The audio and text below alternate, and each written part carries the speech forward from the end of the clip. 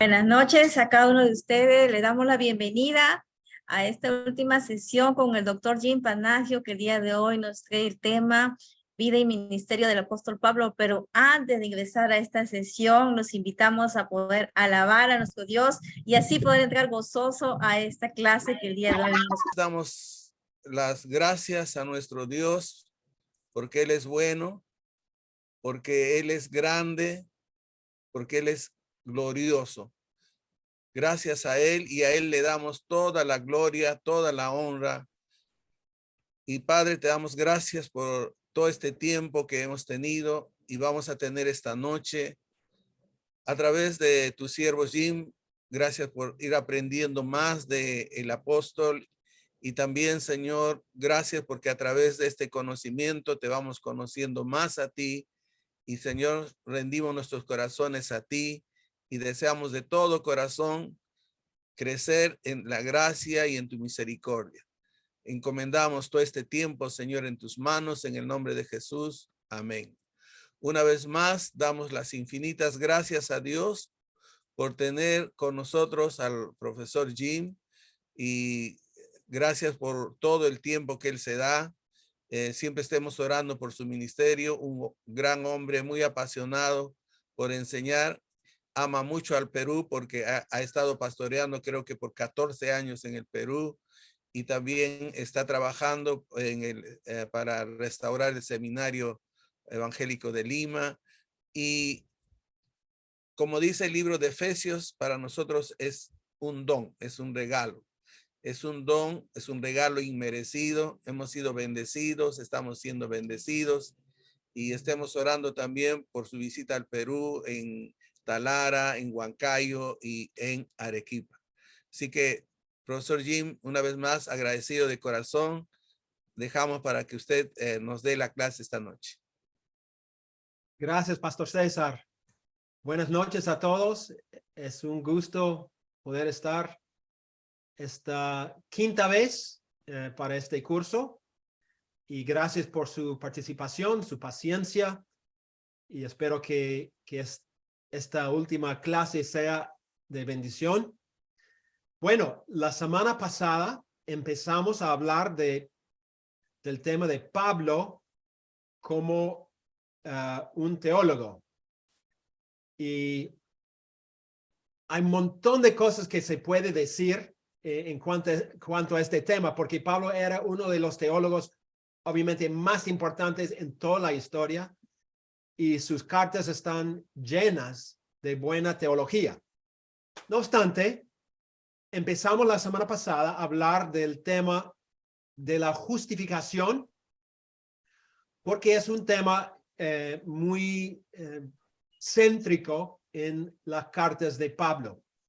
Lo que quiero hacer esta noche es terminar hablando de la postura clásica acerca de la justificación. Después compartir algunos principios de lo que se llama la nueva perspectiva sobre Pablo, y voy a explicar qué es eso. Y si tenemos tiempo al final, vamos a ver otros aspectos de la teología de Pablo. Y después tener un tiempo de preguntas y respuestas. Entonces, habíamos visto la semana pasada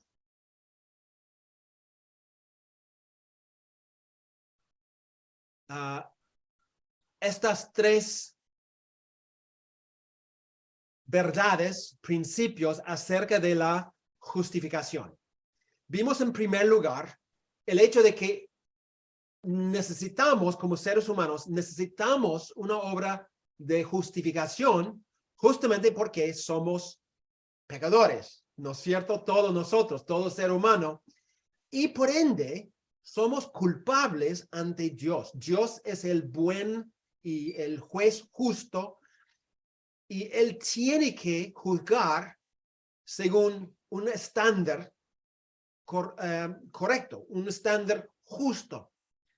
Y nosotros, siendo pecadores, por ende, tenemos problemas, ¿no? Quedamos bajo su ira, bajo su condenación, su juicio, justamente porque somos pecadores y vivimos todos los días en pecado. Número 2, vimos la segunda verdad, es que en Cristo Dios ha comenzado una nueva época en la historia, una nueva época de salvación. En Romanos 1:18 hasta 3:20, Pablo habla de la primera etapa, cuando Pablo dice que la ira de Dios se ha manifestado. Entonces, toda la humanidad, toda la creación, todo lo que existe estaba bajo la ira de Dios justamente por ese pecado. Pero llegando a 3:20 hay una transición, porque en 3:21 Pablo dice que Dios manifestó su justicia aparte de la ley. Entonces, Pablo está dividiendo, digamos, la historia en dos etapas. La etapa antes y ahora la nueva etapa donde Dios está activamente buscando salvar a los que tienen fe en Cristo Jesús. Número 3, la tercera verdad que vimos es que la justificación es un regalo de la infinita gracia de Dios. Es un regalo. No es algo que merecemos, no es algo que podemos ganar. Haga lo que se haga, no podemos jamás merecer esa justicia, esa justificación. Entonces, dependemos 100% de un regalo de Dios. Su gracia, su favor inmerecido. Entonces, la justificación es uno de los regalos de Dios que Él libremente, gratuitamente ofrece a los pecadores que tienen fe en Cristo Jesús. Ahora, nos toca entonces avanzar al cuarto principio, la cuarta verdad en cuanto a la justificación desde la óptica de la postura clásica. Y esta cuarta verdad dice que la justificación es una decisión legal de parte de Dios. Ahora, la Iglesia Católica enseña que la justificación es una infusión de la gracia de Dios que resulta en un cambio en la naturaleza moral de la persona.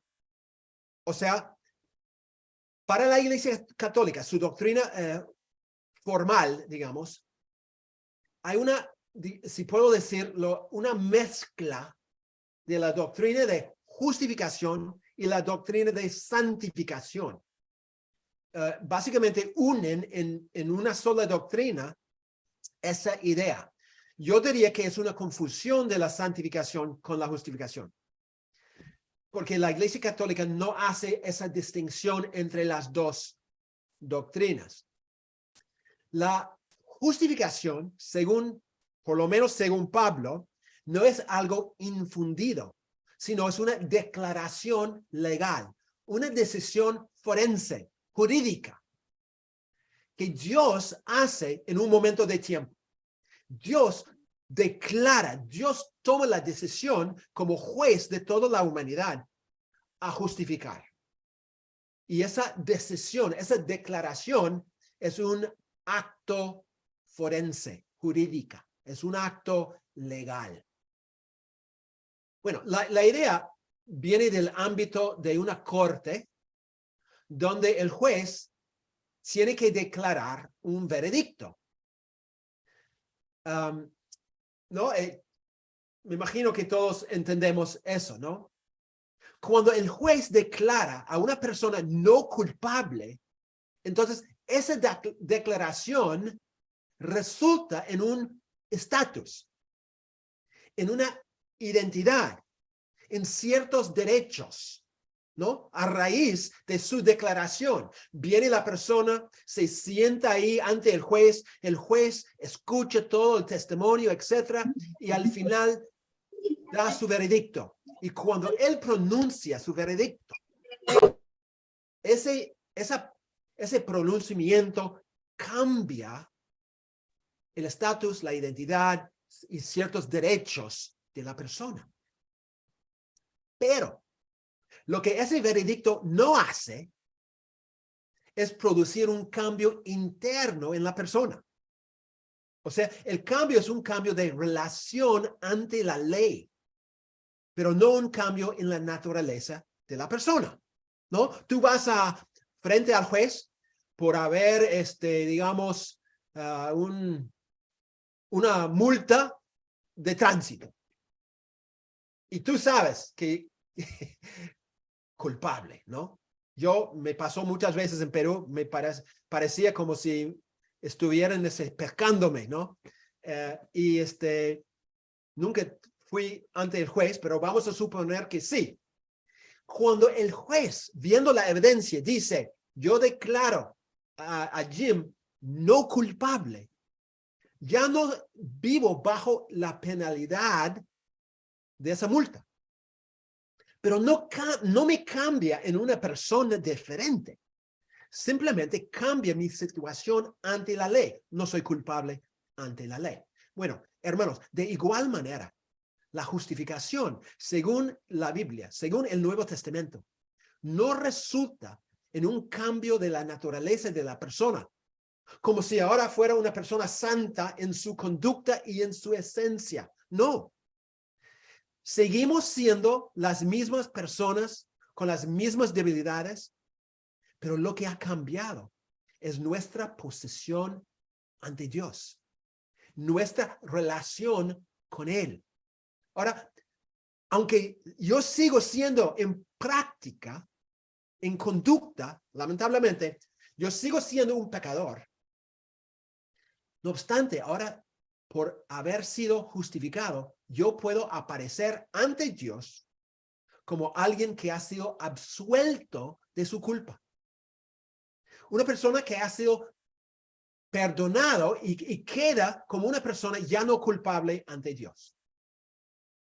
¿Por qué? Dios es el juez. Dios, siendo el juez del universo, ha hecho una declaración ilegal y como consecuencia el hombre justificado queda absuelto, ya no condenado. Como dice Pablo en Romanos 8:1, ya no hay condenación. No hay nada de condenación. ¿Por qué? Porque nosotros fuimos justificados, declarados no culpables ante Él. Ahora, tú dices, ¿pero hay evidencia de esto en la Biblia? Yo diría que sí. Por ejemplo, y vamos a ver algunos textos. Noten lo que Pablo escribe en Romanos 3, 23 a 26. Pablo dice, por cuanto todos pecaron, nuestra situación antes, y están destituidos de la gloria de Dios, y son justificados gratuitamente por su gracia, ¿cómo?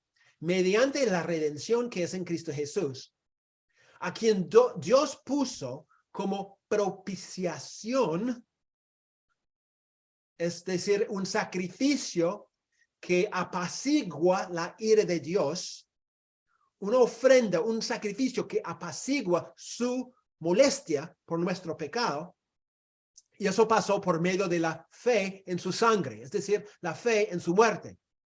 ¿Cuál era el propósito? Pablo dice, para manifestar su justicia. ¿Por qué? A causa de haber pasado por alto en su paciencia los pecados pasados. Vamos a hablar de eso más adelante. Con miras a manifestar en este tiempo su justicia, a fin de que Él sea el justo y el que justifica al que es de la fe de Jesús.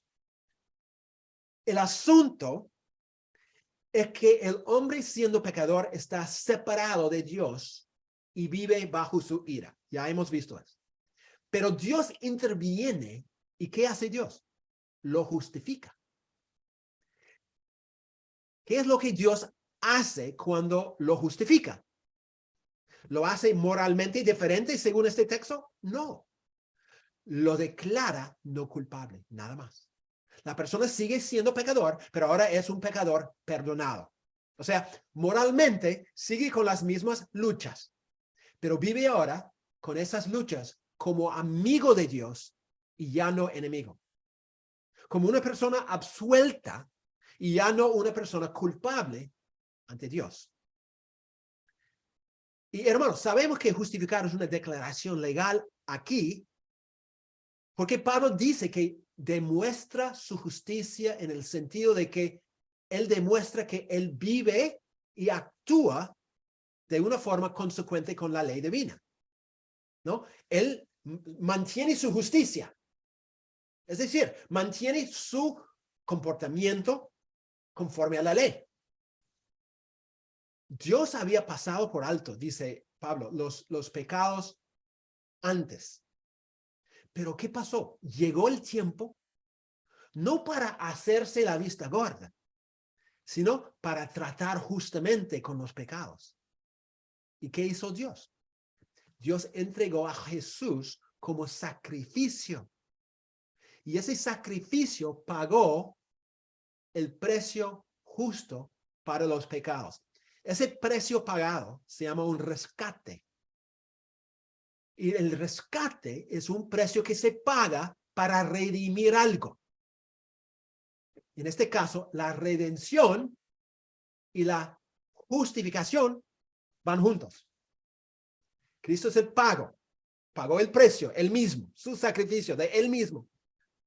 Y ese sacrificio es suficiente, no solamente para redimir, sino también para propiciar, para apaciguar la justa ira de Dios. Entonces, como consecuencia, Dios mantiene su estatus como justo, pero también Dios justifica en el sentido de que Él hace posible una declaración de absolución, ¿no? De no culpable en base al sacrificio que Cristo dio.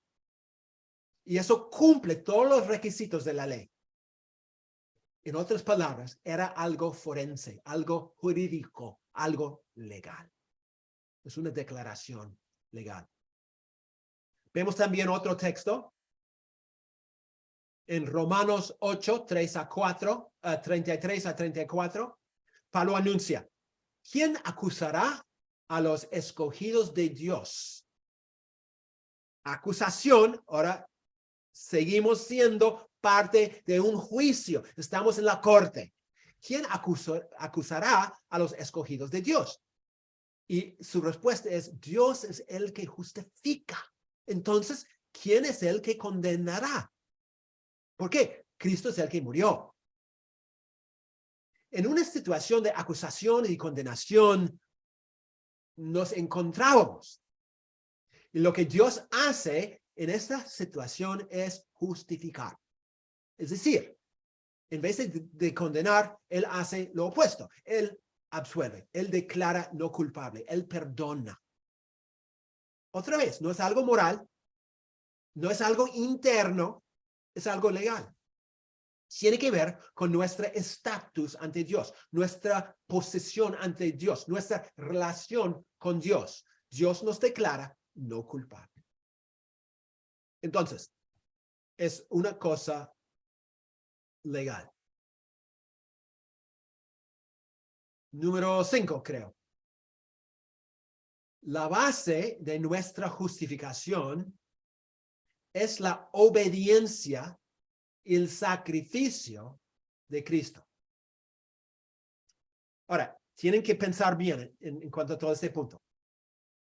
Hay un problema enorme con todo este concepto de justificación. Y muchos no creyentes ven ese problema y ellos critican al cristianismo justamente por este problema enorme. Aquí es el problema.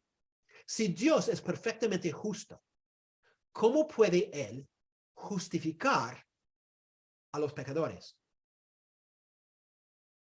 Se supone que Él debe castigar a los pecadores.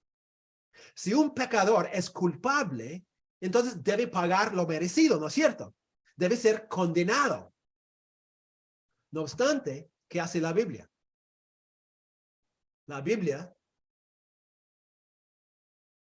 dice que Dios es aquel que justifica al impío. ¿Cómo puede él mantener su característica de ser justo y al mismo tiempo justificar al impío?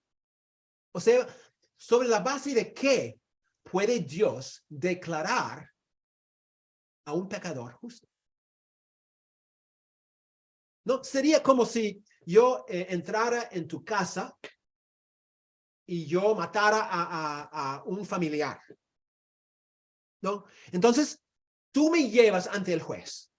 Y estando ahí ante el juez me mira y me dice, Jim, ¡uy, mi amigo! ¿Qué tal? ¿Cómo estás? Yo digo, todo bien, juez, tengo un pequeño problema. ¿Cuál es tu problema? Bueno, maté a fulano de tal. Uy, serio. ¿Eres culpable? Sí, culpable, no hay duda. Bueno, ¿sabes qué? Siendo mi amigo, yo te voy a perdonar. Yo te voy a declarar no culpable, inocente, ¿ya? Y te vas. ¿Qué tal? ¿Sería justo hacer eso? Para nada. Sería netamente injusto. Si un juez hace eso, no merece ser juez. Entonces, ¿entienden el problema? ¿Cómo es que Dios, siendo el juez recontra justo, cómo puede él justificar a los impíos? Bueno, la respuesta es que no se basa en nuestras obras. Obviamente eso es algo imposible. Por las obras de la ley, dice la Biblia, jamás será justificado una persona. Entonces, ¿cómo? ¿Cómo puede Dios lograr mantenerse justo y a la vez justificar al impío? Excelente la pregunta.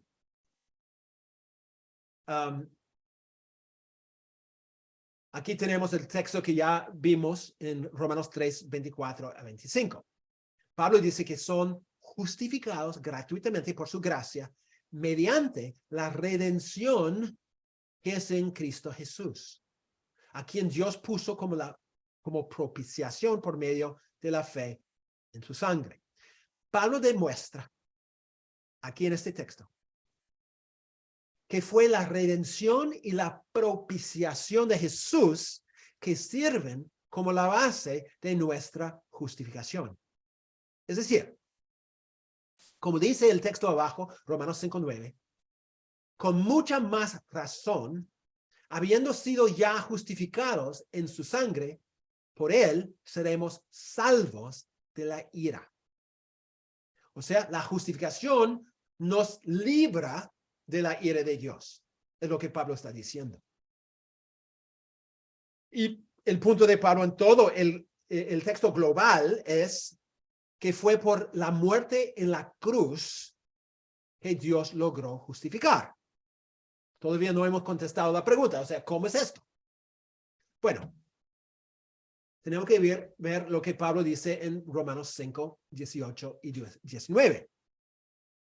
Pablo dice, así que por la transgresión de uno, vino la condenación a todos los hombres, o sea, todos los seres humanos. De la misma manera, por la justicia de uno, vino a todos la justificación que produce vida. Así como por la desobediencia de un hombre, muchos fueron constituidos pecadores, así también por la obediencia de uno, muchos serán constituidos justos. ¿Cuál es el punto? O sea, ¿qué es lo que Pablo está diciendo acá? Alguien explícame, por favor. Ok.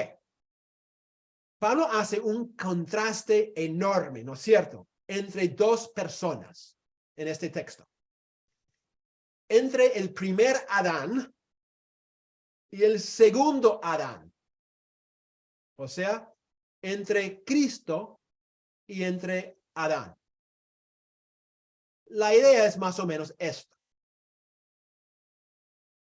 A través del hombre, o sea, Adán, entró en el mundo la condenación Y todos los seres humanos se encontraron bajo esa sentencia por ser pecadores.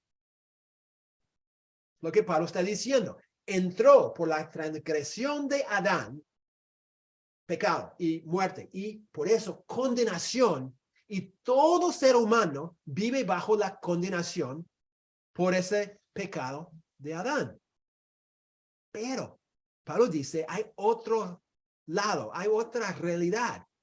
Él dice que la justicia de uno, a saber, Jesús, a través de esa justicia vino la justificación. O sea, son dos opuestos, la condenación y la justificación. La condenación significa que estamos bajo la sentencia de la muerte, ¿no? La sentencia de la destrucción. La justificación significa que estamos bajo la sentencia de la libertad, del perdón. Es una declaración de nuestra libertad. Pablo sigue en verso 19 diciendo que por la desobediencia de Adán, los hombres fueron constituidos pecadores. Pero en contraste, por la obediencia de uno, es decir, Jesús, los seres humanos fueron constituidos justos. En otras palabras, la justificación se basa en lo que Pablo llama aquí la obediencia de Jesús. Ahora, ¿a qué se refiere esto? Bueno, los teólogos creen que nuestra justificación se basa en lo que ellos llaman la obediencia activa y la obediencia pasiva de Jesús. Es decir, depende tanto de su muerte y su obediencia a los mandatos de la ley, como también de la intención que siempre tenía de hacer la voluntad de su Padre. O sea, su obediencia externa de obedecer hasta la muerte y su obediencia interna de siempre someterse a todo lo que su Padre pedía. Su obediencia activa y pasiva. Esa obediencia sirve como la base de nuestra justificación. O sea, es el hecho de que Jesús obedeció todos los mandatos de la ley de Dios en su vida. Y al final, Él soportó el último acto de obediencia, la muerte en cruz. Y ese acto de obediencia cumplió la ley a la perfección. Entonces, satisfizo las demandas de la justicia de Dios.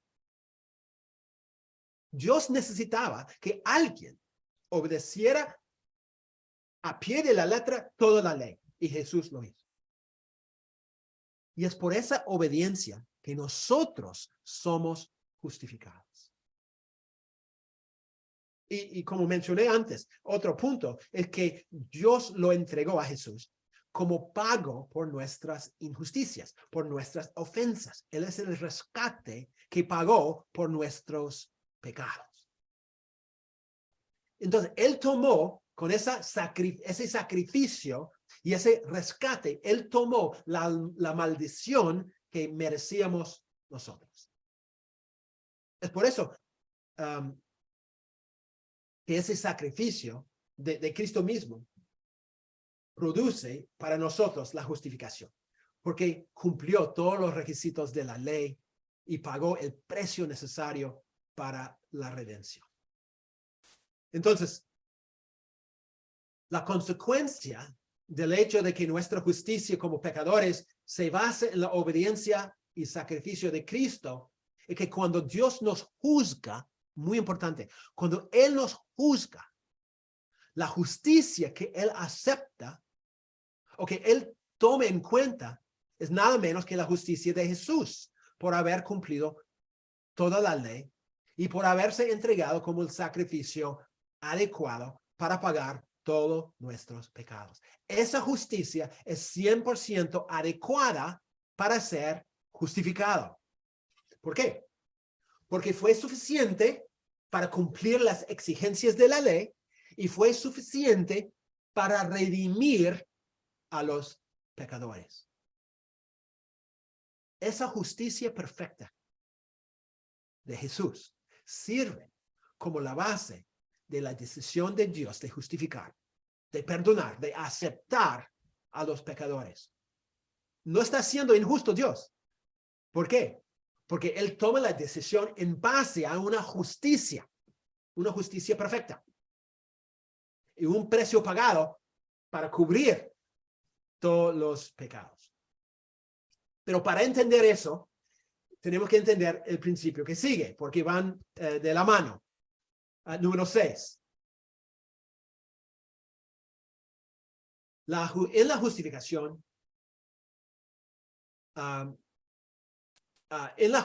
la justicia perfecta de Jesús es imputada a los pecadores. Este principio es muy importante. La pregunta es, ¿cómo es que esa justicia de Jesús llega a nuestra cuenta? Porque es su justicia, no la mía. Entonces, ¿cómo es válido para mí si es de Él y no de mí? Es lo que este punto trata de explicar. Entonces, cuando Dios declara a un pecador no culpable, es porque Él ve una justicia aceptable en la persona. No es que Él está inventando algo. Él ve en la persona, en mi persona, en tu persona. Domingo, pastor, la cuna. ¿Perdón? Ok, yo pensé que alguien estaba hablando. Él ve en tu persona una justicia aceptable. Pero, como mencioné, la gran pregunta, ¿de dónde viene esa justicia?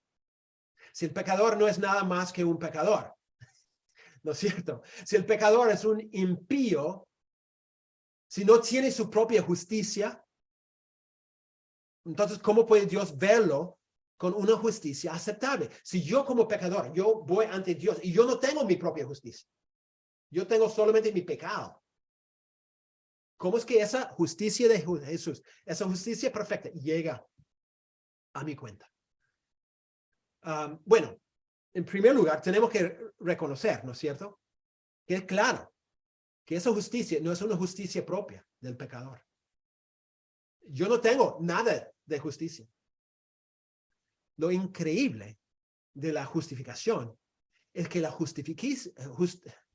justicia que Dios ve en el pecador es una justicia externa, ajena, una justicia que viene de otro. Es la justicia perfecta de Jesús que Dios atribuye al pecador. O en los términos teológicos, Dios imputa la justicia de Cristo al pecador. Eso es lo que se llama el gran intercambio. Se enseña este concepto, por ejemplo, en varios textos, pero vamos a ver Romanos 4, 1 al 8. Pablo dice, ¿qué pues diremos que halló Abraham, nuestro padre, según la carne? Si Abraham hubiera sido justificado por las obras, tendría de qué gloriarse, pero no ante Dios. Pues, ¿qué dice la Escritura? Aquí es clave. Creó Abraham a Dios y le fue contado por justicia. Pero al que trabaja no se le cuenta el salario como un regalo, sino como deuda. Pero al que no trabaja, sino cree en aquel que justifica al impío, su fe le es contada por justicia. Por eso también David hablaba de la bienaventuranza del hombre a quien Dios atribuye justicia sin obras, diciendo, bienaventurados aquellos cuyas iniquidades son perdonadas y cuyos pecados son cubiertos. Bienaventurado el hombre a quien el Señor no culpa de pecado. Ahora, ¿cuál es el punto de Pablo? Aquí. El punto de Pablo en todo este pasaje es que Abraham fue justificado por la fe, no por obras de la ley, ¿no es cierto? Pero Pablo expresa esta verdad diciendo que la fe de Abraham le fue contado por justicia. Es decir, No es que Dios vio en Abraham una justicia y por ende le declaró justo. No fue así, ¿no es cierto? Sino fue que Dios vio, ¿qué cosa en Abraham? Fe. Dios vio fe en Abraham y le atribuyó justicia. La palabra fue contado es la palabra que se traduce imputado. Y la idea es que Dios depositó en la cuenta de Abraham algo que él no tenía, a saber, justicia. Su cuenta estaba vacía, o mejor dicho, su cuenta estaba llena de pecado, de injusticia. Pero Dios depositó en su cuenta la justicia de otro. La justicia vino de otro lado, de Jesús. Dios atribuye a Abraham una justicia divina que vino de Jesucristo. Y lo hace netamente por la fe de Abraham. Es decir, una vez más, Dios imputa a Abraham una justicia ajena, una justicia de otra persona, obviamente de Cristo. Y lo hace a través de la fe de Abraham. De la misma manera, David en este texto habla del mismo concepto, ¿no es cierto? Él habla de la bienaventuranza de la persona a quien Dios imputa justicia sin obras. Pero cuando Pablo explica lo que David decía, él enfoca lo que Dios no imputa. Es interesante. Al revés. En este caso, Dios no imputa el pecado de la persona. ¿No? Dios no imputa el pecado de la persona a la persona. O sea, se ve la imputación desde el lado negativo. Es el de no imputar el pecado de la persona. Y en Abraham era imputar la justicia de otra persona a Abraham. Probablemente todos están confundidos. El punto es igual entre los dos. En la justificación, lo que Dios hace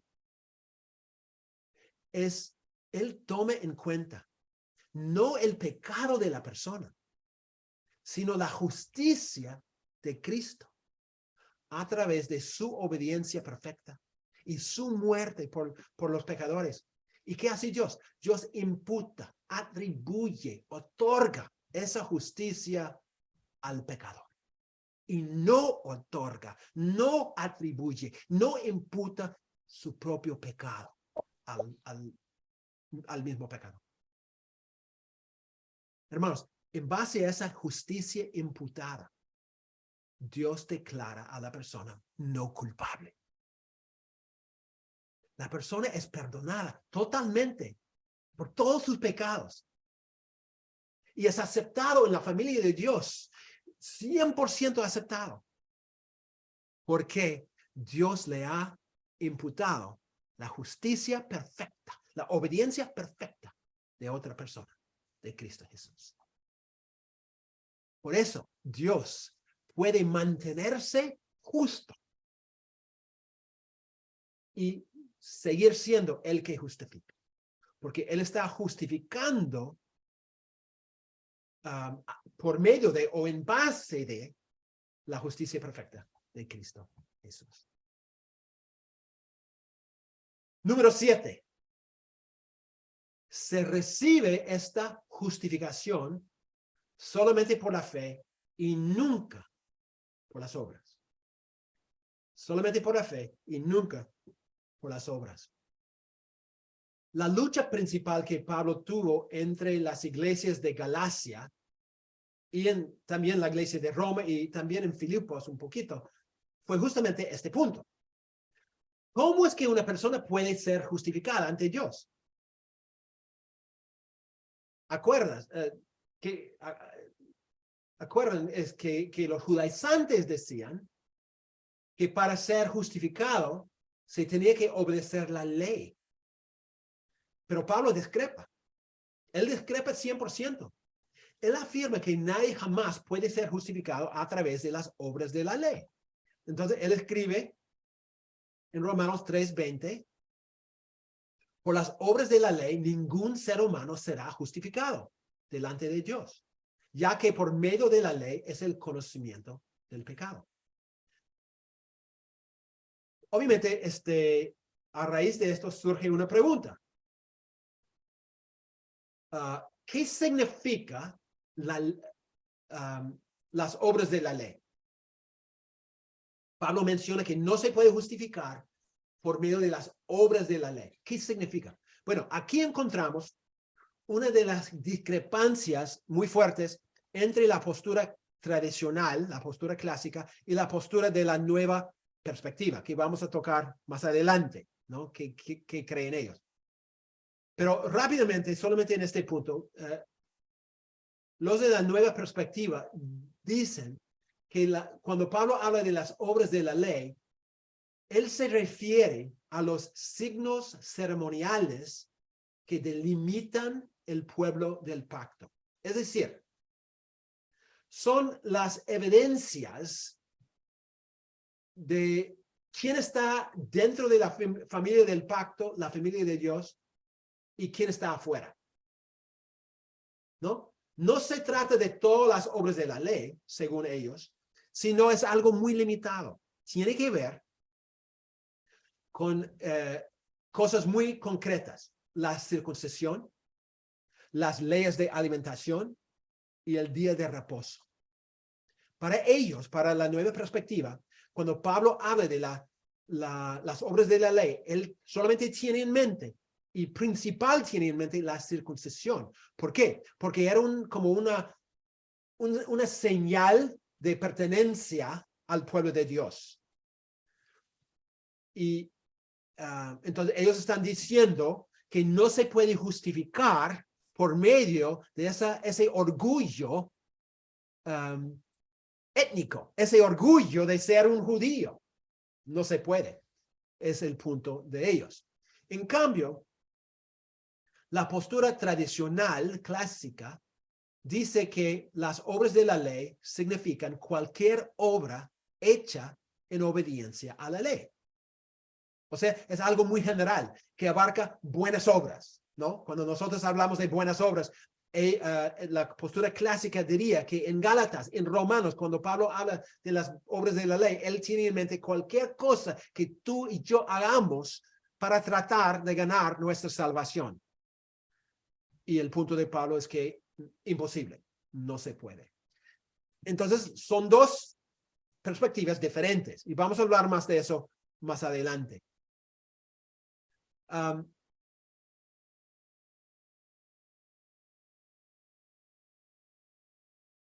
Bueno, quería decir algo.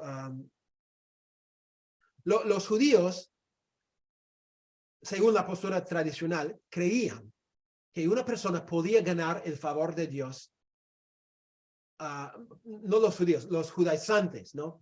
A través de la obediencia a ciertos aspectos de la ley, ¿no? La circuncisión, el día de reposo, algunas leyes éticos, ¿no? Pero Pablo dice es imposible. Los judaizantes decían, tienen que obedecer la Torá, la ley de Moisés, para agradar a Dios, para ser parte de su pueblo. Y Pablo está diciendo, no, para nada, no se puede, es imposible, netamente imposible. Ninguna persona puede ser justificada a través de su obediencia a la ley de Moisés. De hecho, Pablo dice en Romanos que salvar nunca fue el propósito de la ley. El propósito de la ley fue convencer a la persona de su pecado y de su necesidad de la obra justificadora de Dios. Entonces, cumpliendo los ritos de la ley nunca en toda la historia, nunca ha sido el camino a una justificación ante Dios. Es lo que Pablo está diciendo. Es totalmente imposible. Es por esto que en Gálatas 2, 15 a 16, Pablo tajantemente afirma, nosotros, judíos de nacimiento y no pecadores de entre los gentiles, Nosotros, sabiendo que el hombre no es justificado por las obras de la ley, sino por la fe de Jesucristo, nosotros también hemos creído en Jesucristo. Sabemos eso, sabemos que la única forma no es a través de la ley, sino a través de la fe. Entonces, hemos creído nosotros también. ¿Para qué? Para ser justificados por la fe de Cristo y no por las obras de la ley, por cuanto por las obras de la ley nadie será justificado. Imposible es lo que él está diciendo. Pablo es muy claro, ¿no es cierto? Pablo está tajantemente diciendo, es imposible, no puede pasar, jamás, que una persona sea justificada por medio de su obediencia a la ley o por cualquier esfuerzo propio. Entonces, si la justificación no viene por obediencia a la ley, ¿cómo viene? Y la respuesta de Pablo es claro también, ¿no? Clara también. En Romanos 3:28. Concluimos, pues, que el hombre es justificado por la fe sin las obras de la ley. O sea, hay una sola manera. Es por medio de la fe. Y no entra para nada las obras, ni una obra de la ley. Y Pablo repite la misma idea en Gálatas 2:16. El hombre no es justificado por las obras de la ley, sino por la fe de Jesucristo. Nosotros también hemos creído en Jesucristo para ser justificados por la fe de Cristo y no por las obras de la ley. Hermanos, yo sé que entienden esto. Pero Pablo era tan fuerte en enfatizar esto que creo que vale la pena enfatizarlo de nuevo. La justificación es por la fe y solamente por la fe. Dios declara a una persona no culpable cuando esa persona verdaderamente pone su fe en Cristo para salvación. No tenemos que agregar nada.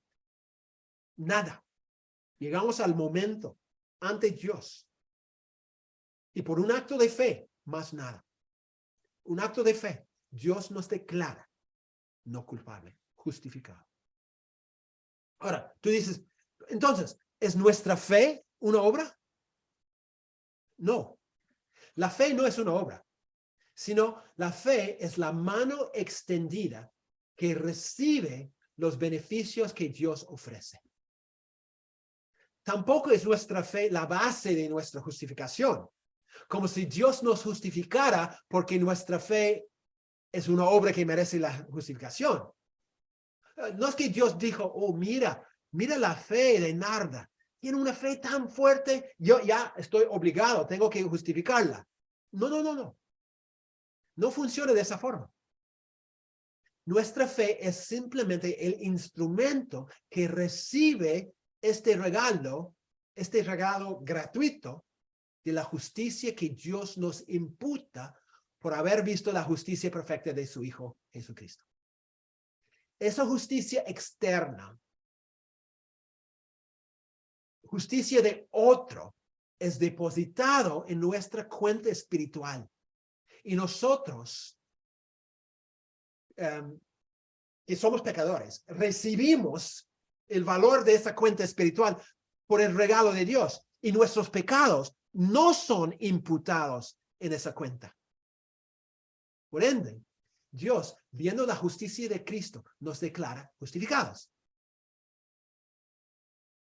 Un autor habla de esta forma. Él dice, justificación es por la fe. La fe es la respuesta apropiada a la gracia porque reconoce una dependencia total de Dios como Salvador. No merece un premio, sino recibe un regalo. Por el mismo acto de mirar al Señor y no a uno mismo, es un abandono. Incluye compromiso, pero compromiso en el sentido de huir para refugiarse a Él. Esa es la fe. La fe no agrega algo. La fe simplemente renuncia y recibe lo que Dios ofrece gratuitamente a los pecadores. Esto nos lleva a la octava verdad que quiero compartir en cuanto a la justificación. La justificación es una decisión escatológica. escatológica quiere decir, tiene que ver con el futuro, con el juicio final.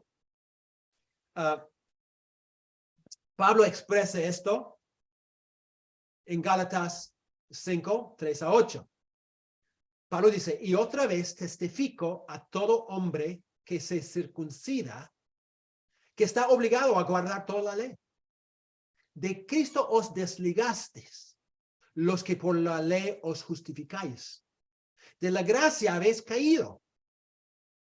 Pues nosotros por el Espíritu aguardamos por fe la esperanza de la justicia. Porque en Cristo Jesús ni la circuncisión vale algo, ni la incircuncisión, sino la fe que obra por el amor. Vosotros corríais bien. ¿Quién os estorbó para no obedecer a la verdad?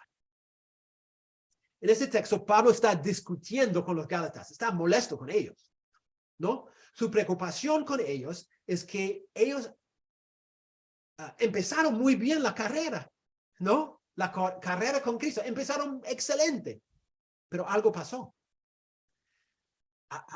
Algunos de ellos han querido volver a una vida bajo la ley, buscando ser justificados ante Dios por una obediencia a la ley. Y el punto de Pablo aquí es que esto no es posible. En cambio, Pablo dice que nosotros, los cristianos, estamos esperando, dice, nuestra gran esperanza. ¿Y cuál es el contenido de esa esperanza que estamos esperando? Es la justicia final. Es lo que Pablo dice, la esperanza de la justicia. Es el veredicto que va a venir de Dios, que anuncia públicamente nuestra justificación, o sea, que anuncia nuestra vindicación final. Estamos esperando eso. ¿No? Es lo que Pablo dice. Es algo del cual estamos en espera. Es algo futuro. Es algo escatológico, en otras palabras. Nosotros solemos hablar de justificación como si fuera solamente una decisión tomada en el pasado. Como si fuera solamente algo que ya pasó, entonces no es necesario pensar más en ella. Ahora, hermanos, es verdad, totalmente verdad, que la justificación puede verse como algo en el pasado. Es verdad, no estoy negando eso para nada. Es una decisión que Dios ya tomó. No debemos dudar de esa verdad. Es algo pasado.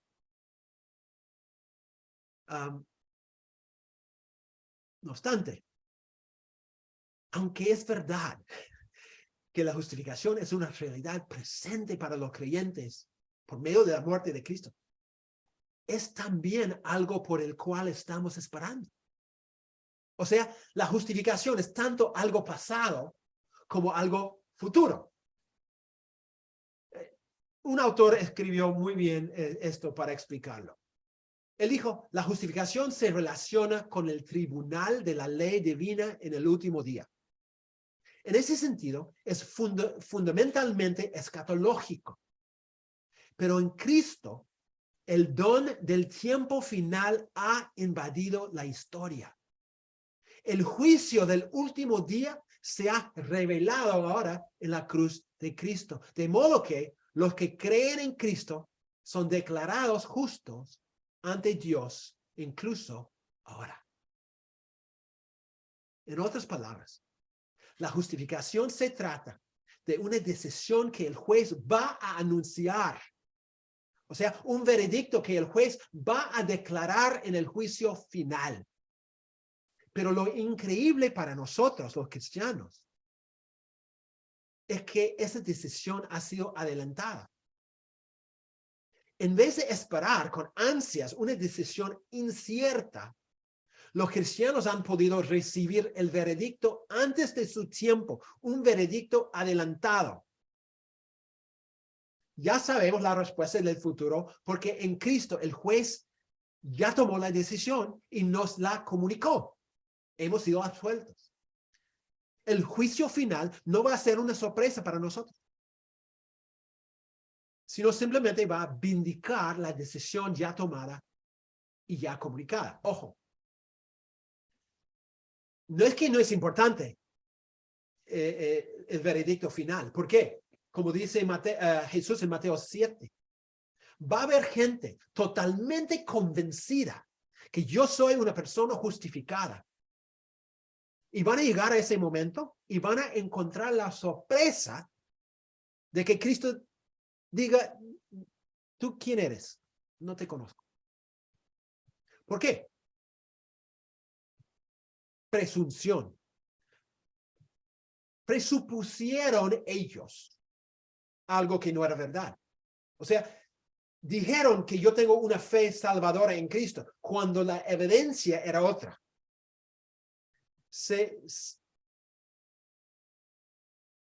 Diría yo que autoengañados eran. Y hay Cristo dice en Mateo 7 que hay muchos.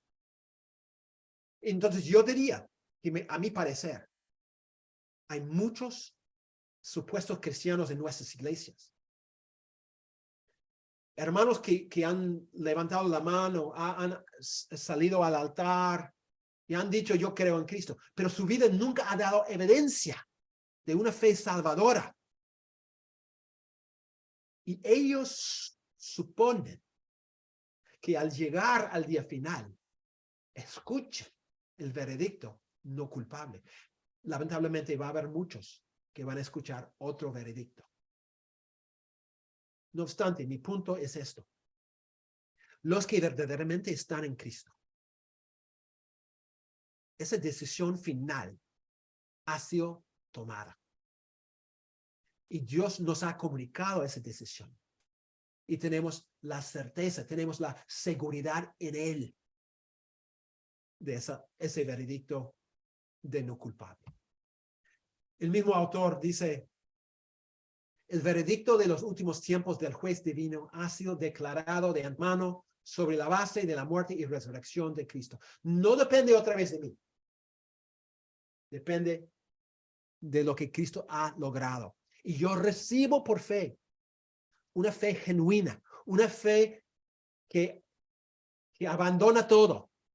Y esa fe genuina es lo que recibe esa declaración de justificación. Y cuando uno tiene esa fe genuina, cuando uno está verdaderamente en Cristo, la decisión final, la declaración final ha sido tomada. Y nosotros simplemente esperamos ese día cuando nos entregan el sobre con la decisión. Yo digo sobre porque en los Oscar, ¿no? Todos los actores y actrices van a recibir su premio. Vamos a suponer que Pastor César Mamani es un actor muy famoso y él, por ser tan guapo, probablemente debe ser un actor. Y él va a ganar un Oscar. Y pero ya le han comunicado, ¿no? Que él va a ganar. Él ya sabe. Entonces, él llega al momento y se abre el sobre para anunciar el ganador. Y él ya sabe porque le han contado. Y en ese momento, abren el sobre. El Oscar es para el mejor actor, es Pastor César Mamani. Y él salta y grita y llora y todo como si fuera algo nuevo, pero él ya sabe, ¿no? Esa es la idea. Esa es la idea. Los verdaderos cristianos, los que están en Cristo, ya tenemos el sobre abierto, ya hemos leído la carta, ya sabemos que en Él, todos los que están en Cristo, no por nosotros, no por nuestro compromiso, nuestra entrega, nada, por Cristo y lo que Él ha logrado. Él nos ha prometido esa declaración final absuelta. Podemos tener seguridad en Él, no en nosotros, porque nosotros fallamos, pero en Él tenemos una seguridad plena. Ok. Faltan como 20, 25 minutos. Quiero tocar un punto un poco más complicado. Lo que pasa es que no todos están de acuerdo con lo que yo he expuesto sobre la justificación. yo hablo dentro de los evangélicos, no estoy hablando de gente fuera de los evangélicos, yo hablo de dentro de nosotros. Hay un gran grupo, un movimiento, un acercamiento que está creciendo mucho, que se llama Nueva Perspectiva sobre Pablo. ¿Qué puedo decir de esto? El llamado Nueva Perspectiva sobre Pablo realmente empezó no es la palabra correcta, pero la semilla, digamos, fue plantada en 1975 cuando un erudito que se llamaba E.P. Sanders escribió un libro que realmente sacudió todo el mundo de los eruditos. Se llamaba Pablo y el judaísmo palestino. Lo que Sanders dijo es que hemos leído incorrectamente todos estos años el problema que Pablo enfrentaba entre los judaizantes. Nosotros habíamos leído que los judaizantes eran legalistas. Y Sanders dijo, el judaísmo del primer siglo, un poquito antes y después, no era una religión legalista. De hecho, él dijo que era netamente llena de gracia. El problema, según Sanders, no era el legalismo, sino, digamos, un problema sociológico, un problema de nacionalismo, de arrogancia étnica. Y eso era el problema, que los judaizantes decían, todo gentil que quiere ser cristiano tiene que llegar a ser judío primero, porque los judíos son el verdadero pueblo de Dios. Tienen que ser judíos. Eso era el asunto, según Sanders. Luego, en 1982, James Dunn, un erudito de Inglaterra, creo, o Escocia, uno de los dos países, él, dando una charla en una conferencia, lanzó el título La Nueva Perspectiva sobre Pablo. O sea, el punto es, nadie estaba tratando de empezar un nuevo movimiento.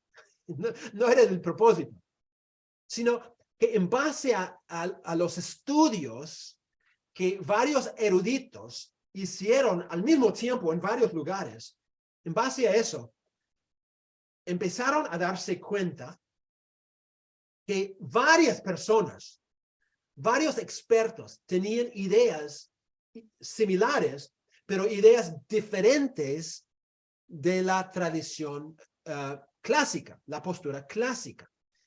Y eso llegó a ser llamado la nueva perspectiva sobre Pablo. Y tenía que ver básicamente con la ley y la justificación, entre otros temas. Bueno, desde ese tiempo, el acercamiento de la nueva perspectiva ha crecido un montón y ahora tiene una gran cantidad de los que siguen esta perspectiva en todo el mundo. Y como digo, no es herejía,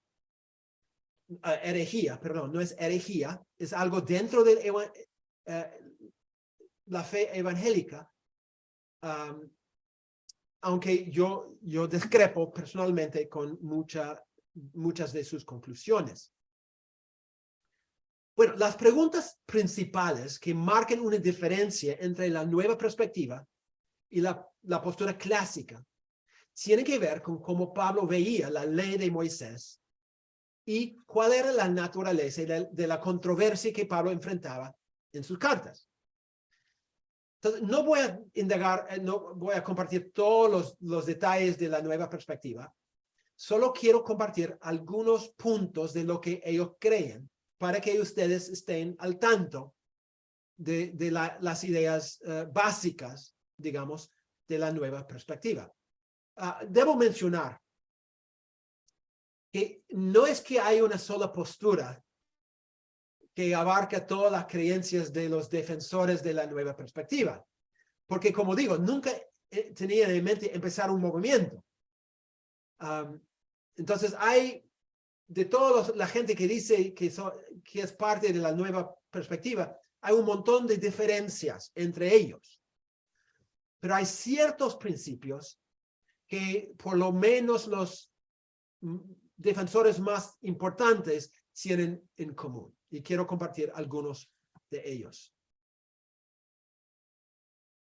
Primero, ellos dirían que el problema con el judaísmo del primer siglo, digamos los judaizantes, por ejemplo, no era legalismo, sino nacionalismo. Es decir, el judaísmo que Pablo se oponía no creía que una persona se salvaba por obedecer la ley, sino creía que la obediencia de la ley era necesaria, para mostrar que alguien era miembro del pueblo de Dios. ¿Ven la diferencia? La postura clásica siempre decía que el problema era que los judaizantes creían que al obedecer la ley, uno se hacía cristiano, aceptable, justificado. La nueva perspectiva dice, no, nunca fue así. Más bien, lo que los judaizantes decían es que es necesario obedecer la ley para mostrar que eres parte del pueblo de Dios. No para llegar a ser pueblo de Dios, sino para, como una señal, como un letrero, como una etiqueta que dice, mira, yo soy parte. Entonces, los judíos, según ellos, apoyaban un etnocentrismo que decía que los gentiles tenían que someterse al judaísmo para ser parte del pacto de Dios, pacto con Dios. Entonces, más o menos, si quieres ser no un ciudadano del nivel 4 y, en vez de nivel 1, tienes que obedecer la ley. Es lo que ellos decían. Ya eres ciudadano, pero estás muy abajo, ¿no? Si quieres mantener tu estatus con Dios, tienes que obedecer la ley. Es lo que decía según la nueva perspectiva. Uno de sus defensores dice, en este punto la teología reformada perdió su valor. El legalismo en sí nunca fue el punto, ni para nosotros, ni para Israel, ni para Jesús. Entonces, este hombre, Thomas Wright, está diciendo que el asunto nunca fue el legalismo. Nunca fue el legalismo. Y él sigue en otro momento diciendo, cuando Pablo hablaba de establecer su propia justicia, habla de eso en Romanos 10, él no se refería a un estado moral basado en el desempeño de la Torá y la consiguiente acumulación de un tesoro de mérito, sino un estado étnico, basado en la posesión de la Torá como el signo de la membresía automática del pacto. Otra vez, tiene que ver con una forma de identificarse, no una forma de entrar en el pueblo de Dios. Es lo que dice la nueva perspectiva sobre Pablo. Y otro autor, James Dunn, dice, las obras de la ley en Pablo no son las obras morales a través de las cuales se gana mérito, sino las obras a través de las cuales se define el judío contra el pagano. Otra vez, para ellos, las obras de la ley no eran un acto de legalismo, sino un acto de poder discernir entre quién es y quién no es un verdadero miembro del pacto de Dios. Es una gran diferencia, porque la postura clásica siempre ha dicho que el problema con los judaizantes era el problema del legalismo. La nueva perspectiva surgió y dijo que no es así. Es el etnocentrismo, la arrogancia sociológica, digamos, y no el legalismo. Segundo punto. La doctrina de justificación por fe, según la nueva perspectiva, no tiene que ver con un pecador tratando de encontrar salvación para su alma, sino con una persona siendo miembro de la verdadera familia de Dios. Este punto es muy importante para entender la diferencia entre la nueva perspectiva y la postura clásica. En otras palabras, cuando Pablo insistía en la justificación en las cartas de Gálatas y Romanos, etc., según esta nueva perspectiva, él no hablaba de cómo un pecador puede encontrar aceptación ante un Dios santo. No era su punto. ¿Cuál es su punto?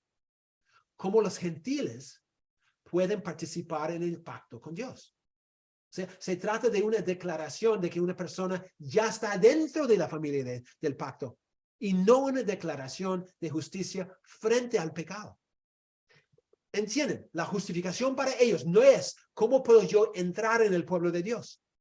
Ellos dirían, la gente ya está dentro del pacto. ¿Cómo puede esa gente mantenerse dentro del pacto con Dios?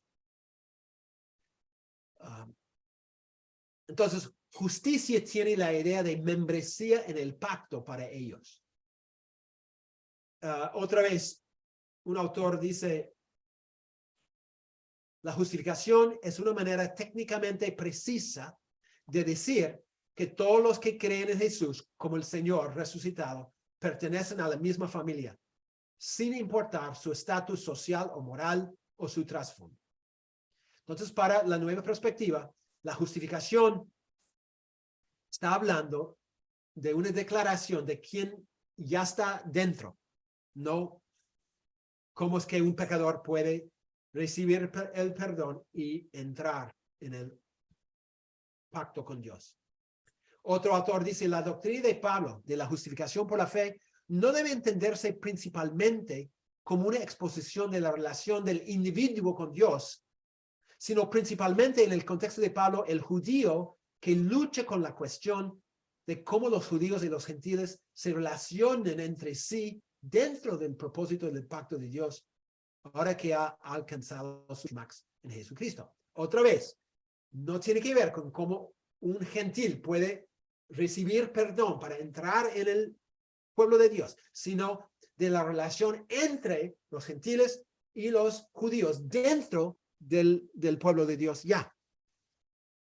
Entonces es una óptica totalmente diferente. Número 3. Cuando Pablo enseñaba que la justificación no es por las obras de la ley, él tenía en mente no cualquier esfuerzo humano, como dice la postura clásica, sino solamente las insignias que marcaban una diferencia entre los judíos y los demás. Es decir, como mencioné antes, la frase obras de la ley se refiere a algo muy limitado para ellos. Solamente la circuncisión, el día de reposo y las leyes acerca de la alimentación. Entonces, ellos dirían, y esto es muy clave para su postura, que las obras de la ley apuntan los marcadores de distinción que únicamente distinguen entre los judíos y los demás. Y lo que los judaizantes estaban diciendo, según ellos estaban diciendo, mira la distinción entre nosotros, los buenos judíos, y todos ustedes. Nosotros tenemos la marca, circuncisión, y ustedes no. Si quieren ser al nivel de nosotros, si quieren llegar a ese punto de aceptación, tienen que circuncidarse.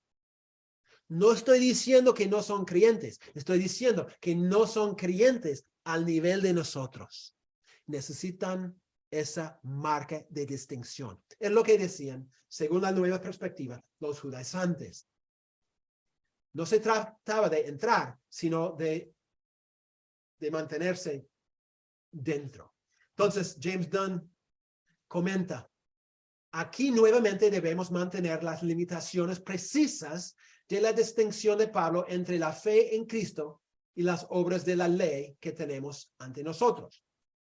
Lo que él preocupa excluir es la expresión racial.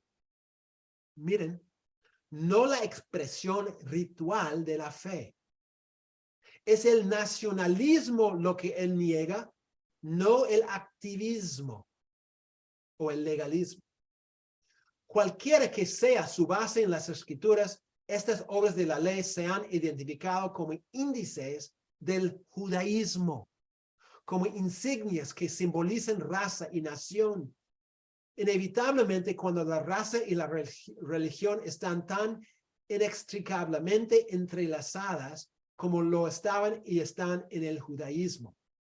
Lo que Jesús ha hecho con su muerte y resurrección en el entendimiento de Pablo es liberar la gracia de Dios al justificar sus abrazaderas nacionalistas restrictivas para una experiencia más amplia, más allá del judío circuncidado, y una expresión más completa, más allá de la preocupación de la pureza ritual. En otras palabras, lo que Don está diciendo es que esas marcas, la circuncisión, por ejemplo, lo que Pablo estaba muy preocupado sobre era que los judaizantes decían que tienes que circuncidarte porque si no, no tienes la marca que te identifica como pueblo de Dios. Puedes tener muchas características, muchos de los ingredientes, pero si no tienes la marca, falta algo. Hay algo que está mal. Tienes que tener la marca. Y Pablo dice, según la nueva perspectiva, está totalmente equivocado. No necesitamos una marca, no necesitamos un letrero, no necesitamos una etiqueta. Nosotros, siendo judío, siendo gentil, somos unos por la fe en Cristo Jesús. Entonces, hay una gran diferencia entre la postura clásica, la postura de nueva perspectiva sobre qué significa las obras de la ley. Entonces, eso nos lleva a este punto. El concepto para la nueva perspectiva de justificación siempre tiene que ver con el tema de Israel y los gentiles, no con un individuo y su pecado. Obviamente, este es un punto crucial. Para ellos, la nueva perspectiva, todo el tema se basa en esta distinción entre judíos y gentiles. No se basa en tu propia vida y el problema que tú tienes con el pecado. Ellos veían a Lutero, por ejemplo, el gran reformador, como una persona demasiado preocupada por su propio pecado. Y eso él básicamente pone su propio pecado como el centro de la lucha de Pablo. Y según la nueva perspectiva, Pablo no tenía esa lucha. Era la lucha de Lutero y no de Pablo. Para Pablo, el gran tema era la relación entre judíos y gentiles. Siguiente, número 5. Para la nueva perspectiva, el evangelio no es el mensaje de cómo ser salvo, sino es el mensaje del señorío de Jesús. Entonces, Wright dice, el evangelio no es para Pablo un mensaje acerca de cómo obtener la salvación en un sentido individual y ahistórico. El evangelio es el anuncio del reinado de Jesús. Bueno, hay verdad en eso, ¿no es cierto? El evangelio anuncia que Jesús es el rey. Eso sí, es verdad. No vamos a negar eso.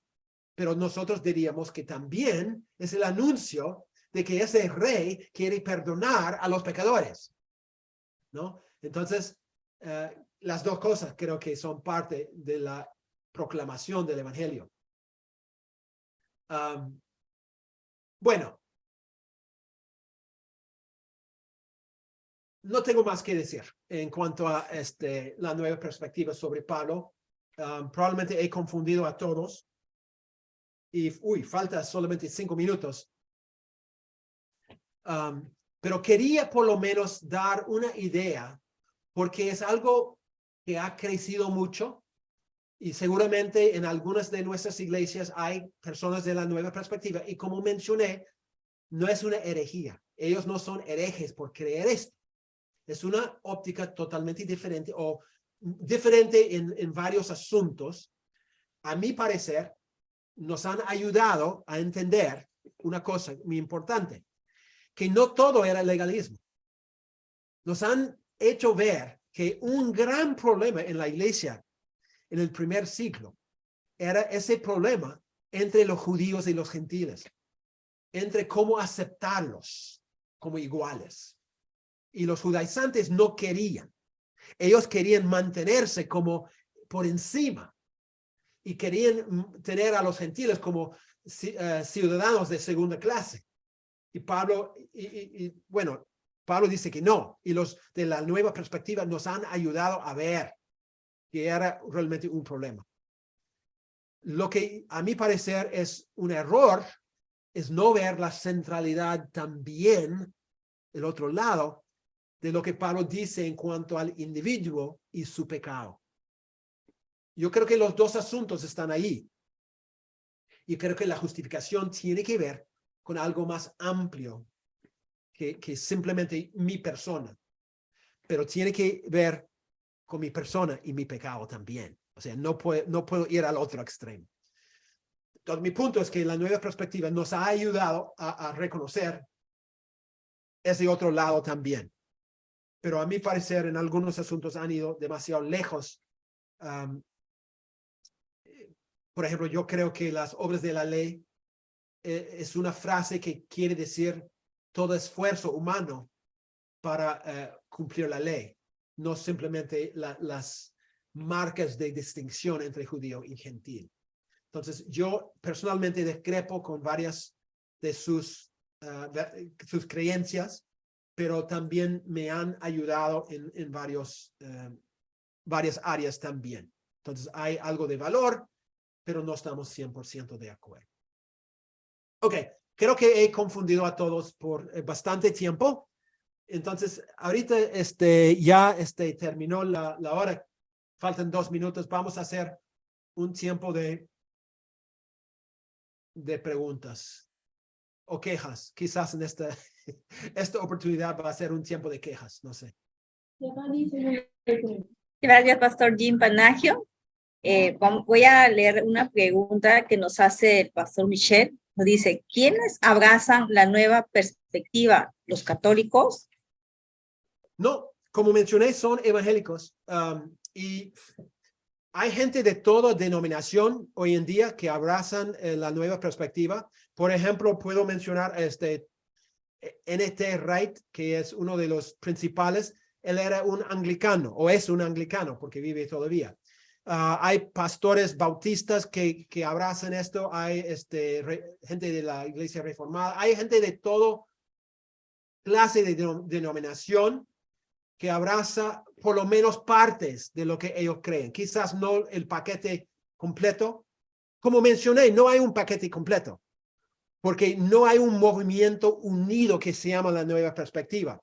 Hay ideas que varios eruditos en varios momentos han soltado, han mencionado, y hay gente que cree por aquí y por allá muchas de esas creencias. Entonces, no debemos pensar que es un movimiento unido, que tiene reuniones y todo eso. No existe de esa forma. Gracias, Pastor Jim. Voy a dar el pase al Pastor José Salvador, que está levantando la mano para que pueda hacer su pregunta. Sí, mire, interesante que nos ha mostrado la nueva perspectiva, la cual, como dice el hermano el exponente, que no es que es una doctrina, sino que nos coloca en un panorama como que más claro, ¿no? De entender la diferencia entre lo que es legalismo y entender lo que es nacionalismo. Mi pregunta es, hermanos, querido pastor, hermano que nos ha expuesto el tema, en San Mateo capítulo 23, versículo 15, dice, ay de vosotros escribas y fariseos hipócritas, porque recorréis mar y tierra para ser un proselito, y cuando lo conseguís, lo hacéis 2 veces más hijos del infierno que vosotros. Mi pregunta ahí es, querido pastor, la doctrina de los judaizantes, ¿no?, que era conseguir proselitos, ¿no?, como lo pinta Jesucristo, quiere decir que ese trabajo fue totalmente inútil, escrito por Jesús mismo. ¿Y acaso los que dan la contra a Pablo, o al menos la contra la doctrina de la gracia, que eran los judaizantes, que ahora más o menos nos tratan de aclarar de que en realidad más que todo un espíritu nacionalista, no es la continuación de lo que Jesucristo está diciendo? Esa es mi pregunta, hermano. ¿Podrías repetir la última parte de la pregunta? Solamente la última parte, porque la pregunta en sí. La pregunta en sí es que la perspectiva de Pablo, que declara a los judaizantes legalistas que quieren marcas, que quieren bandera, ¿no? Su doctrina de ellos es la misma que declara Jesucristo cuando dice, ustedes que ganan proselitos, esos proselitos, o esa doctrina que hacían proselitos es lo mismo, ¿verdad? Sí. ¿Eso?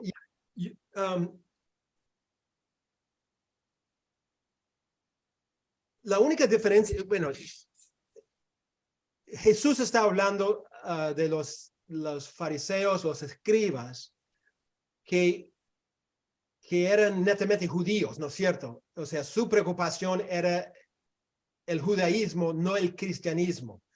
Los judaizantes son otros. Ellos son gente que bajo la ley, obviamente, igual en ese sentido, pero ellos supuestamente eran cristianos. Entonces, cuando Jesús está hablando en Mateo 23, por ejemplo, él no está hablando a un grupo de personas que son cristianos, sino a gente netamente judía. Y los judaizantes eran, entre comillas, convertidos, que también querían convertir a todo el mundo a su forma de ver el cristianismo, que era para ellos realmente el judaísmo agregando a Jesús. Entonces, en ese sentido era diferente, pero la base, como tú mencionaste, la base es similar, porque tenía que ver con la relación con la ley, de todos modos. La gran diferencia es que los de Mateo 23 es que ellos solamente veían la ley. Los judaizantes veían la ley, pero también reconocían que Jesús era el Señor. Entonces era más complicado porque ellos decían, si realmente quieres ser un excelente discípulo de Cristo, tienes que obedecer la ley. Los de Mateo 23 no dirían eso porque para ellos Cristo era un hereje, era un enemigo. Me explico más o menos la idea, hermano. Pero en este caso se puede ver un sentido aprobatorio a los nuevos judaizantes que son cristianos, pero quieren que viva la gente con la ley de Moisés. Porque hoy en día tenemos, por ejemplo, un movimiento mundial, que es el adventismo, ¿no? El adventismo, por ejemplo, que son cristianos, dicen que ser cristianos, pero a la vez tienen sus exigencias de la ley de Moisés. Se les puede llamar cristianos, que ese nivel que habla, y ya más o menos nos tratan de contextualizar el nuevo, lo que se ha hablado esta noche, la nueva interpretación de la ley de Moisés. ¿Se le puede comparar en ese nivel? Ya. Bueno,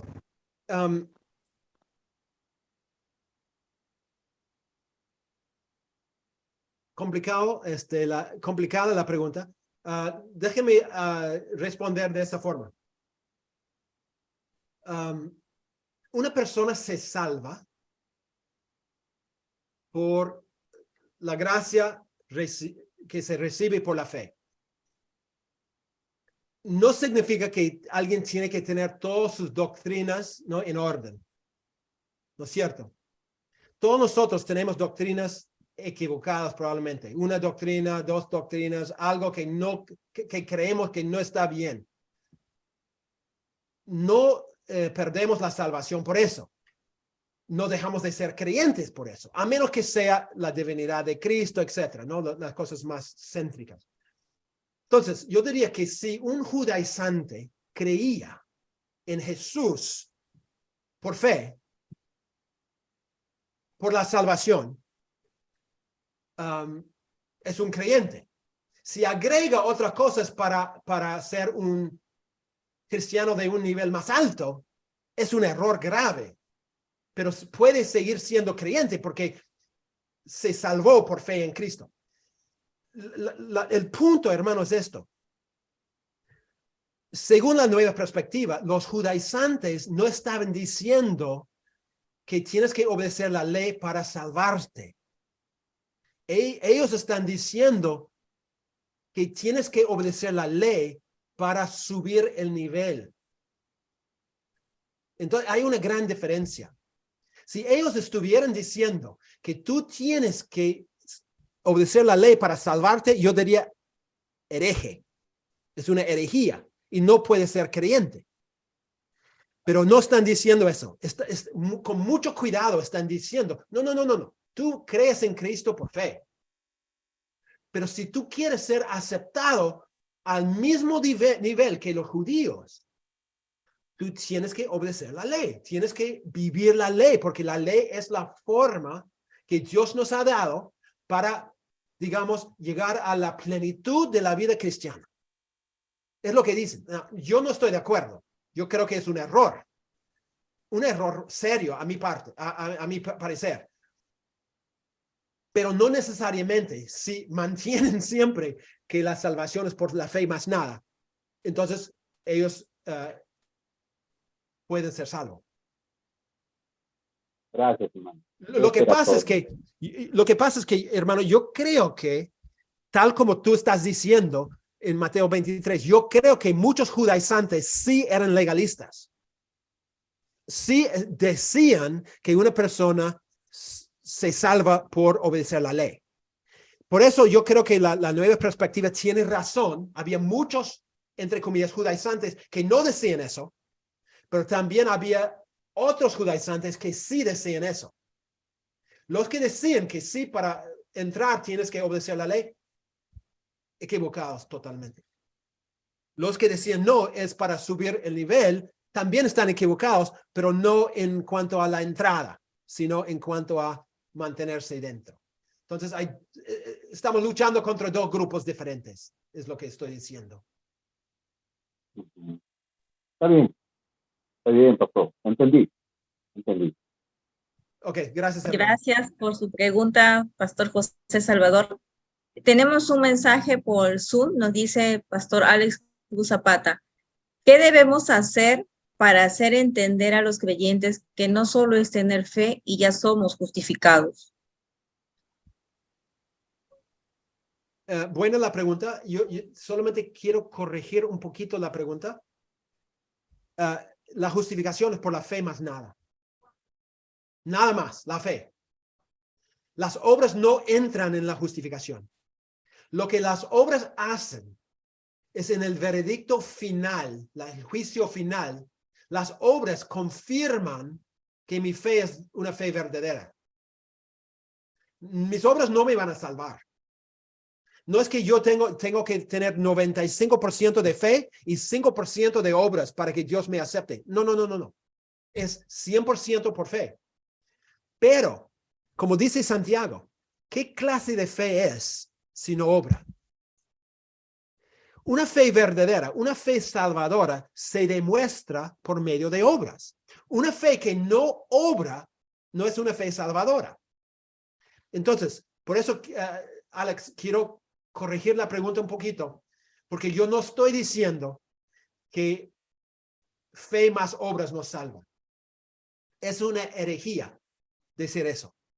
La fe más nada, la fe, punto, salva.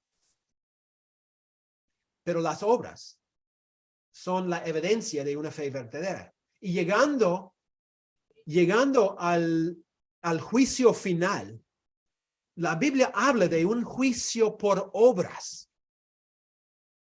O sea, nuestras obras van a ser evaluadas. Pablo menciona eso en Romanos 2 también. O sea, la Biblia es bien clara. Va a haber una evaluación de nuestras obras, no para que nos salvemos, sino para confirmar de que nuestra salvación es real. Si yo llego al momento del juicio final y no tengo nada de obras, mi fe no tiene valor. Es evidencia de que mi fe no es una fe salvadora. Y en ese momento yo llego ante Dios y Dios me va a decir, ¿quién eres tú? No perteneces a este equipo, te vas. ¿Por qué? No porque no he tenido suficientes obras para ganar la salvación, sino no he tenido suficientes obras para manifestar la realidad de una fe que salva. La diferencia es muy importante. Gracias, profesor. Y yo creo que la vida de Pablo mismo nos puede mostrar lo que se está diciendo. Pablo como religioso, como legalista, ¿no? Fariseo, y luego Pablo después de su conversión. Y él está afirmando que es por fe, pero en su vida vemos una transformación totalmente. Entonces es el fruto de una fe genuina, ¿verdad? Sí. Gracias, Excelente, profesor. hermano, sí. Mayu, por favor, puedes prender tu micrófono y hacer la pregunta. Solo quiero agregar algo antes de que Maya dé su pregunta. Lo que tú acabas de decir, Pastor César, es muy importante. La fe verdadera es transformativa. Es por eso que una persona que tiene una fe verdadera tiene que mostrar cambios. ¿Por qué? Bueno, sencillamente, una razón es porque el Espíritu Santo vive en nosotros ahora. El Espíritu Santo no radica en mi vida para relajarse, ¿no? Para tomar tiempo de vacaciones. Él está ahí para cambiar mi vida. Entonces, una fe verdadera es transformativa, siempre, siempre. No digo que vamos a vivir una perfección, no digo que siempre voy a avanzar. No, hay altibajos y todos experimentamos eso. Sin embargo, si no hay nada de transformación, no hay salvación. Ok. Hermana, Hola, adelante, pastor. disculpa. Sí, no hay lío. Buenas noches, Pastor Jean, Pastor César, Narda también, una servidora. Mi pregunta igual, siempre va a ser sencillo. En el seminario nos explicaron sobre la justificación por el libro de Romanos, porque se dice que el libro de Romanos es la columna vertebral del Evangelio, a lo menos, o el mejor libro de Pablo. Bueno, creo que estoy exagerando. Pero mi pregunta al respecto de la justificación es, siempre se dice que la salvación es inmediata, pero la santificación es un proceso. La pregunta es, ¿en qué momento ingresa la justificación? Porque cuando usted explica y dice, ¿no?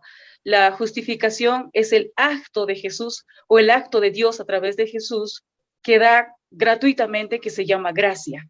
¿Qué es recibido a través de la cuchara de la fe, ¿no? Entonces, en este caso, ese proceso hay que saber separarlo de la justificación, la santificación y la inmediata salvación que se recibe a través de Cristo. Entonces, eso sería más o menos como una pregunta retórica, sí. Ya, excelente, hermana. Es interesante, cuando hablamos de la salvación, nosotros tenemos en mente una sola cosa, pero la Biblia, cuando habla de la salvación, tiene en mente una variedad de cosas. Y hay un montón de cosas que ocurren al mismo momento.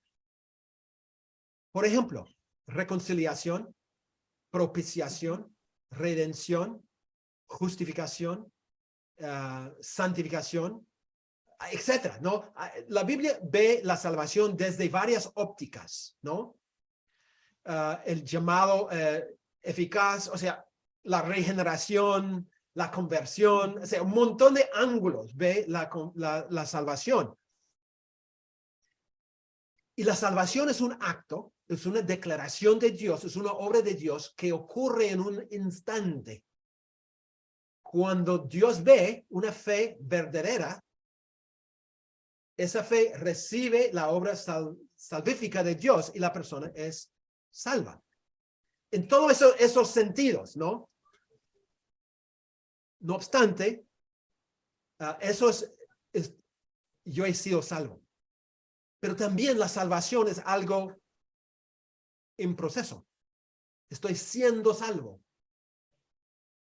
Y la salvación es algo futuro. Voy a ser salvo. Pedro, por ejemplo, en capítulo 1, habla de la salvación como un premio que estamos esperando obtener. La idea es esta. Ustedes íbamos a hablar de esto, pero obviamente no tenemos tiempo, pero en el curso de transformación espiritual hablamos de la idea de el ya y el todavía no. Ujú. Yo ya soy salvo, pero todavía estoy esperando mi salvación. He sido redimido, pero estoy esperando la redención, etcétera, etcétera. He sido adoptado, pero estoy esperando el momento de mi adopción. Todas esas cosas, la Biblia habla del pasado, presente y futuro. La santificación, por ejemplo. En el momento de la salvación, en el momento de recibir a Cristo, Dios me declara santo. Me llama, me da una nueva identidad, un santo. Entonces, la santificación es un regalo que Dios nos otorga en la salvación, donde Él me declara ya santo en el momento de la salvación. Sin embargo, toda la vida es una vida de santificación, de ser santificados, todo un proceso que demora hasta el momento final cuando estoy ante Dios y Él me santifica por completo. Entonces, todo proceso de santificación, de justificación, de redención, todo eso tiene un aspecto pasado, presente y futuro.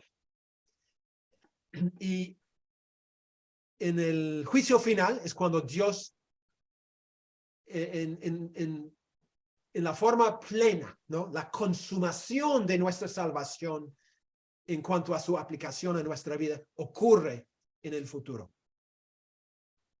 Entonces, hay lo que se llama hoy se me fue la palabra, el orden, orden saludo, ¿cómo es? Salutis. No me acuerdo cómo decirlo en español. Pero es el orden de los eventos de la salvación. Pero es un orden lógico y no temporal, ¿no? Porque, como digo, todo ocurre en el momento en la salvación, aunque son obras distintas de Dios, de reconciliar, de redimir, de santificar, etc.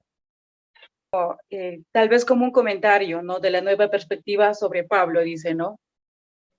Hoy en día, en la actualidad, yo también soy una publicadora de la palabra del Señor, a veces retaseando, significa cortando, y ha entrado muchísimo, digamos, la superficialidad en el ámbito del cristianismo, las redes sociales, y creo que puedo ver algo de los judaizantes hoy en día entre, como es, los evangélicos, cristianos, etcétera, etcétera, que ha entrado mucho el superficialismo y nada de principios fundamentales de la palabra. No quiero negar con eso que nadie está haciendo algo profundo. De hecho, que desde ahorita, desde donde cada uno está, seguramente estamos haciendo algo profundo, pero creo que es momento, ¿no? de tomar las cosas firmes, fuertes, y hacer las cosas también como lo que es de Dios y cristocéntricamente, ¿no? Solo eso era. Ok, gracias. Gracias, hermana. Gracias, profesor. Hay una pregunta más, José Luis, desde Venezuela. Buenas noches. El ladrón al lado de Jesús en la cruz, ¿qué obras tenía? Solo reconoció que él merecía castigo y que Jesús era inocente y que él era el Hijo del Altísimo. Bueno, obviamente, como digo, no se salva por obras, pero su fe en Cristo en ese momento fue una fe verdadera y Cristo reconoció, obviamente Cristo sabe, ¿no? Él es el juez y él sabe, Y él vio que esa fe era una fe verdadera y declaró en ese momento, vas a estar conmigo en paraíso, ¿no? Entonces, y es la excepción, no es la regla, ¿no? Otra vez, no se salva por obra. Estoy 100% de acuerdo. No, para nada.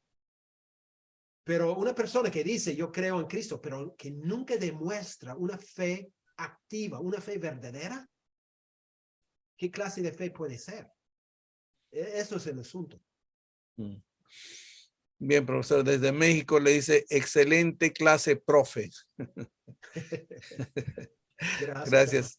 Sí, gracias. México, al próximo año estaremos pensando a ir a México también, ¿verdad, doctor? Excelente. Hay que llegar a México también. Muy bien, creo que no hay más preguntas. Quiero hacer un comentario en base a un comentario en el chat. Ajá.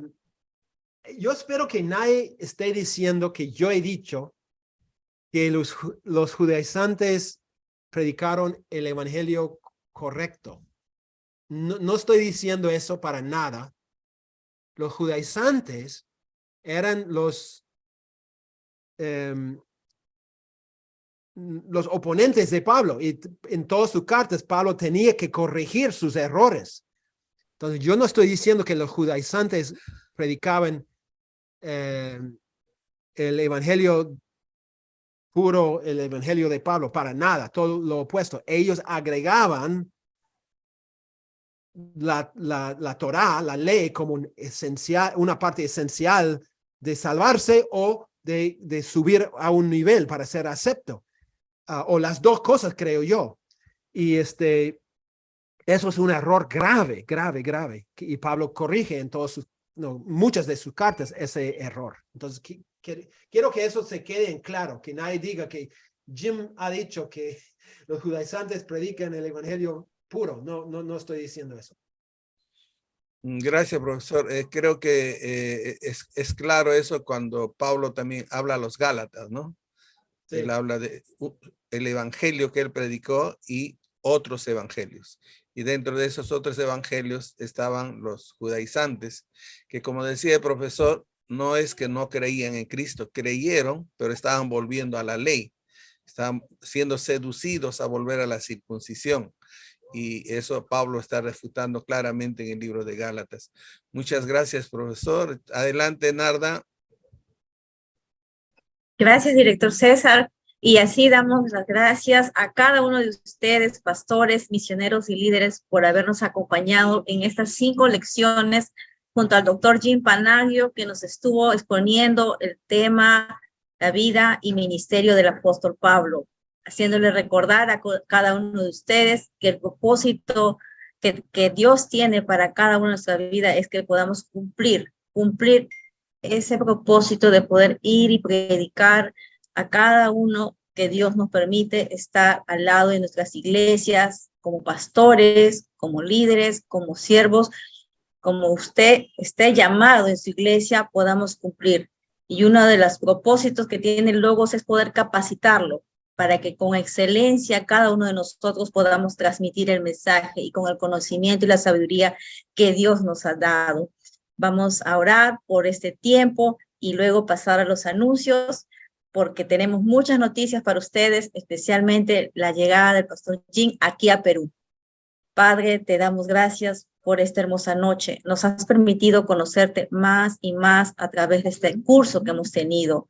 Rogamos que cada palabra tuya enseñada se haga viva en nuestras vidas, podamos aplicar en nuestros ministerios, en nuestros hogares, dentro y fuera de la iglesia, Padre. Tu palabra dice que si nos falta sabiduría, que te pidamos sabiduría, Señor. Hoy te pedimos más y más sabiduría de lo alto, Padre, para que no solo tengamos conocimiento, sino saber aplicar lo que tú nos has enseñado durante este tiempo.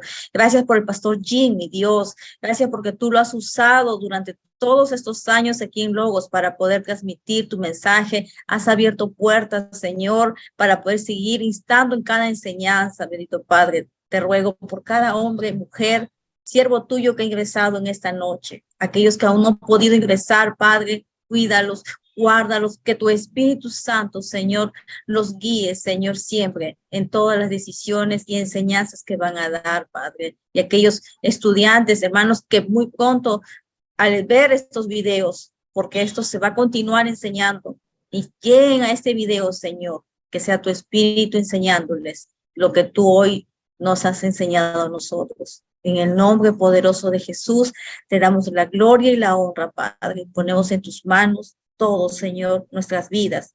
Que sigas cumpliendo tú tus propósitos con cada uno de nosotros. Amén y amén. Y así, pastores, misioneros, nosotros nos alegramos por la vida del pastor Jim y también haciéndole la invitación a cada uno de ustedes. Para la siguiente semana continuamos también como hoy con el último curso, el último día de clase del curso de apologética cristiana para el siglo XXI. Estaremos también continuando con el profesor Lubin Aria durante la próxima semana, el día lunes, y el día martes ya no tenemos clases, pero queremos informarles que el pastor Jim estará aquí en Perú, en Huancayo, en Talara, trayendo estos temas muy, muy relevantes, importantes para la iglesia. Transformación espiritual. Estará el pastor Jim dando estas clases y también estará en Talara Alta llevando los cursos claves para interpretar la Biblia, una capacitación pastoral. Y también decirles que cada clase, cada video que usted ha visto durante semana u otros cursos lo encontrará en las redes sociales como YouTube, Facebook del Ministerio Logos Perú. Y a los hermanos misioneros o pastores que han accedido a poder estudiar con certificado, agradecemos por enviarnos sus tareas, sus lecturas que se le ha dado. Recuerden que el certificado es totalmente gratis, no tiene ningún costo, solo se le ha exigido que realicen las tareas para que la universidad pueda validar los cursos que ustedes han estudiado.